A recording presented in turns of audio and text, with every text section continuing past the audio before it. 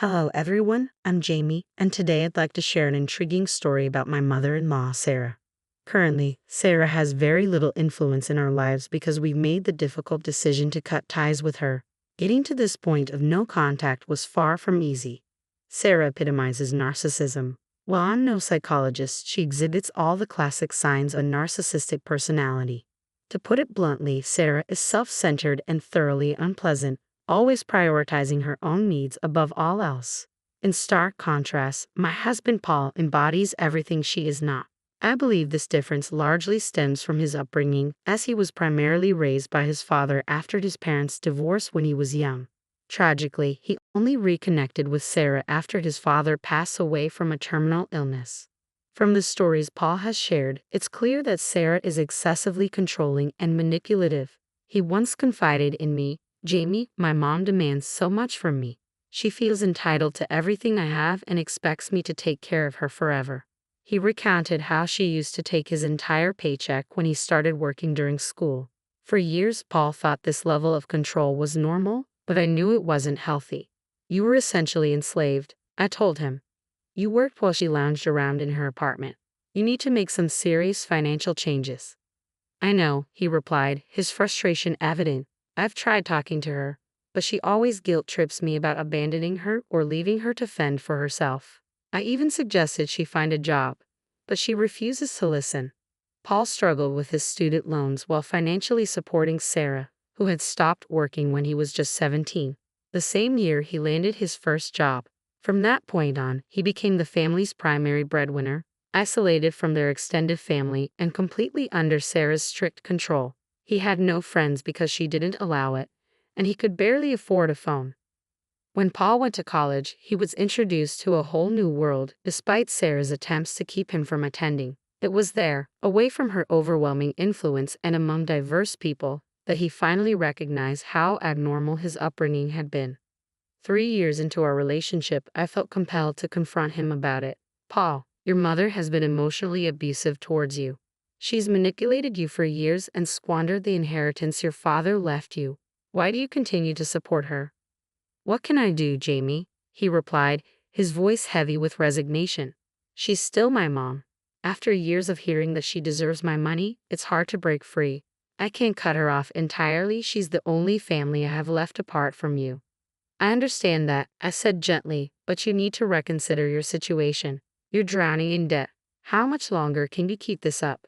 Paul didn't have an answer. He realized that continuing to support Sarah meant he'd never escape his financial burdens, which made me question our future together. I was acutely aware that Sarah could become a significant obstacle, potentially trying to stake a claim on everything we owned. She already resented our relationship, saying things like, "Don't think you can take my son and his money. I'm his mother and the only one who deserves his things. You're just a gold digger trying to steal him away." "You need to stop relying on Paul," I retorted. "He's an adult, and so are you. You're perfectly capable of taking care of yourself." "Shut up, girl. Don't tell me how to live my life. I won't lose my lifestyle to someone like you.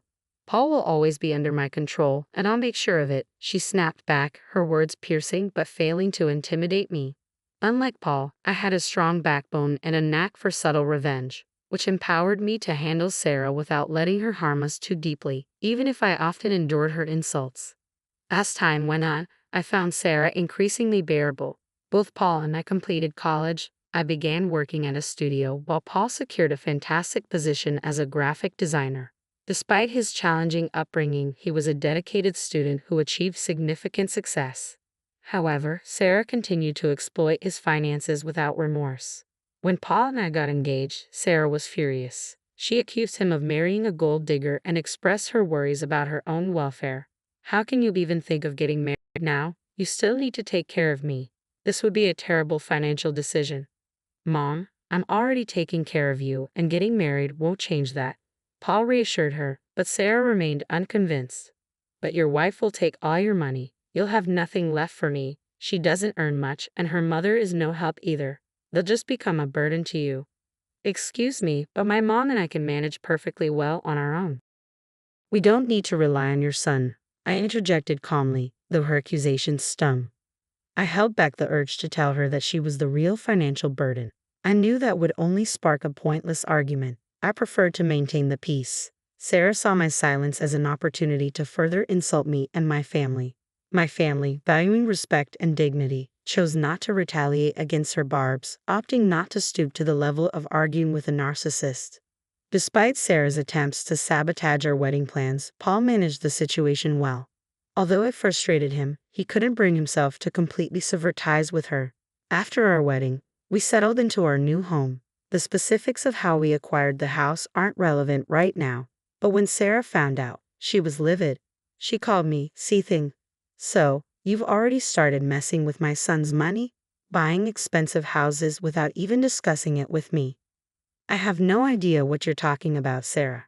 Besides, how Paul and I manage our finances is none of your business, I replied, standing firm.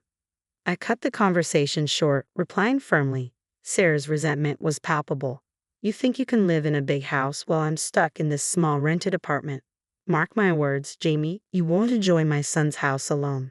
At the time, I brushed off her threats. She had a knack for making dramatic statements, and I had learned to ignore her, refusing to give her the reaction she craved. That was until one day when something alarming happened. While I was at work, my mom called, sounding puzzled and concerned. Jamie, why is your stuff at my house? Did something happen with Paul? What are you talking about, Mom? Nothing is wrong between us.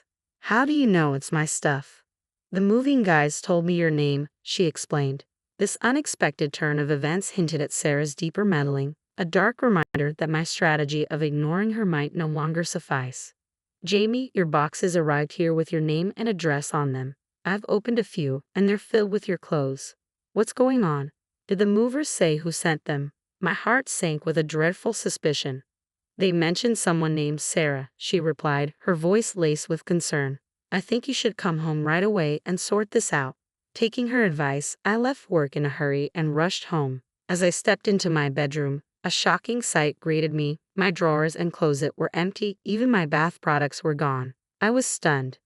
Descending to the living room, I found Sarah sitting there with a smug expression on her face. What the hell is going on, Sarah? Why did you touch my stuff and send it to my mom's house? I demanded, struggling to keep my composure. Her response was chilling. I'm here to set things right. From now on, only the homeowner and his mother will live in this house. A mother always has more rights than a wife. It's unfair for you to live here. What are you talking about? You're out of your mind. I shot back, my anger rising. Since the house belongs to my son, only he and I will stay here. You need to leave and go to a house that's in your name. So, you're saying only the person who owns the house should stay here? I clarified, trying to comprehend her twisted logic. That's exactly right, she replied, a triumphant glint in her eye. What I mean is, since I've already sent your stuff away, you can just leave. Don't worry, my son and I will be very happy here, she declared before turning and heading upstairs. I was furious at her audacity, unable to believe she was trying to throw me out of my own house. This house was in my name, and I was the rightful occupant. I couldn't let her force me out without taking action, so I made a strategic call. I immediately phoned Paul, urging him to come home as quickly as possible. He assured me he'd be there soon. When my mom arrived to check on the situation, we were both deeply unsettled, but I knew we needed to stand our ground against Sarah's outrageous attempt to usurp our home. When Sarah saw my mother, she was visibly flustered. What the hell, Jamie? Why is your mother here? I told you that you and your family can't be here. I've already sent your stuff to your mother's place. Then why is she here? I replied with a smirk. Well, you said that from now on, only the homeowner and the mother can stay here. So I called my mother and invited her over. This house is owned by my son. You should not be here. Sarah countered sharply. I demand that you leave immediately. I couldn't help but laugh, finding the irony delicious, and my mother joined in. Though I was angry, the laughter provided a welcome relief, reminding me of what needed to be clarified next. Once we composed ourselves, I turned to Sarah with a calm demeanor. Just for your information, my dear mother-in-law, this house belongs to me, I began, my tone even but firm. Yes. This house is in my name. It was part of my inheritance from my grandfather, who passed away recently. You can't be telling the truth. I don't believe you. This house cannot be yours. I know my son got this house for you. Sarah sputtered, disbelief etched across her face. Just wait till he comes home and shows you your place. I will not tolerate you keeping me away from the house. Sarah's confusion was met with a blunt correction from my mother. She's telling the truth, Sarah. You have some messed up logic about deserving your son's things. Even if the house is Jamie's, you shouldn't be so entitled. Jamie is Paul's wife and is equally entitled to his assets. I don't take advice from freeloaders, Sarah snapped at Rebecca. I suggest you keep your mouth shut. As for Paul, I will stay with him and ensure he divorces Jamie soon. Just a few minutes later, Paul walked through the front door, clearly bewildered by the sight of his mother standing in the middle of our living room. He looked even more puzzled to see my mother, whom I hadn't told him I invited over. Hey, guys, what's going on here? He asked as he entered. Jamie, you told me to come home soon. Has something happened? Something has happened, Paul. Your overbearing mother and her mother are trying to take over your house, Sarah declared dramatically. Paul, taken aback, responded firmly, Mom, what the hell is going on? Why would you disrespect my wife and her mother? They're right here. He then turned to me, giving me the floor to explain. Let me tell you what happened, I began, ready to unveil the absurd scenario Sarah had orchestrated. Paul stood in the middle of our living room, utterly stunned as he processed what I had just explained. Oh my God, are you serious? Mom, did you pack up Jamie's belongings and send them to her mom's house? Did you come into our home and move our things? Who gave you the right to do that? I'm just trying to help you, Sarah protested, feigning innocence. You need to reconsider your marriage. I've been telling you not to tolerate her freeloading behavior. Trust me, I can find you a better wife.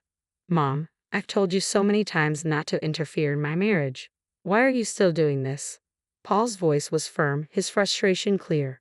I'm standing up for you. Your wife will drain your finances if you don't end this. That's why I moved into your house. I'm going to stay with you. You need to stop saying it's his house. I interjected firmly. Sarah, I've already told you this house is mine. If any mother is staying here, it will be mine. Paul looked exasperated as Sarah continued her tirade. Look at what your witch of a wife is saying. I told you she's a gold digger. She's already claiming this house is hers. Mom, stop insulting Jamie. This is ridiculous. Paul snapped, his patience worn thin. She's right, the house belongs to Jamie. It was part of her inheritance after her grandfather passed away. Sarah's face turned ashen as the truth finally dawned on her. My mother chuckled slightly from the corner, enjoying Sarah's discomfort, while Paul looked like he was on the verge of losing his temper completely. Desperate to regain her composure, Sarah scrambled for another angle. It doesn't matter, since you two are married. This house is yours too, Paul. I have the right to stay here. Why should I live in a rented apartment when you have a house? I won't let Jamie take everything from me. You need to kick her out, Sarah insisted stubbornly. Mom, you need to leave, Paul declared, his voice rising with each word. I've had enough of you meddling in my marriage. No matter how much you dislike Jamie, I am not leaving her. I've made that abundantly clear. You've gone too far with your antics. There's no way you're staying here. Your wife is blackmailing you with the house, Paul. You can't stay with her. Trust me, it'll be so much better if you divorce her. I can find you a new wife. Sarah tried to manipulate the situation further. The tension escalated, and chaos ensued. Paul began shouting at Sarah, his anger boiling over, while I joined in, equally furious at her outrageous behavior. It was clear that this confrontation was reaching a breaking point. Finally, fed up, I took decisive action and kicked Sarah out. She looked desperately at Paul for support, but he couldn't even meet her gaze. I stormed to the guest room, grabbed her suitcases, and threw them out the door alongside her. Sarah spent a solid hour weeping on our doorstep until I warned her I would call the police if she didn't leave. Eventually, she got up and left. Inside, Paul was overwhelmed with guilt and began to apologize profusely. My mother discreetly slipped into the kitchen to give us some privacy. Jamie, I'm so sorry. I should have cut ties with my mom a long time ago. All these years, she kept attacking you, and I still allowed her into our lives. I thought she might change and accept you as my wife. But it's clear now that she never will, he lamented. Paul, I understand she's your mom, and you felt a duty to take care of her. But her behavior has been unbearable. She tried to kick me out of my own home, I replied, my voice firm yet weary. I know, Jamie, and I can't believe she went that far.